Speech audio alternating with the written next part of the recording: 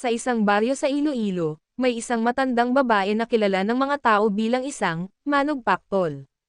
Ang ibig sabihin nito ay isa siyang mangkukulam o taong may kakayahang gumamit ng mahika upang magdulot ng sakit, kapahamakan, o kahit kamatayan. Sinasabing ang salitang paktol ay tumutukoy sa pagkulam gamit ang dasal, orasayon, at mahika negra. Si Lola Minda ay tahimik na naninirahan sa gilid ng baryo. Ngunit tuwing may batang biglang nagkakasakit ng walang dahilan, o hayop na namamatay ng misteryoso, ang mga tao ay agad na nagtuturo sa kanya.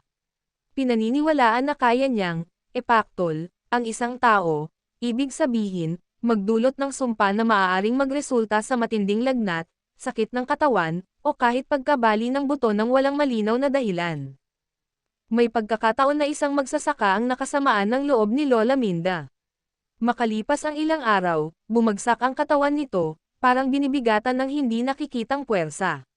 Walang makapagpagaling, kahit ang albularyo. Kaya't lumapit sila sa isa ring kilalang manugbulong, isang manggagamot na gumagamit ng dasal at ritual.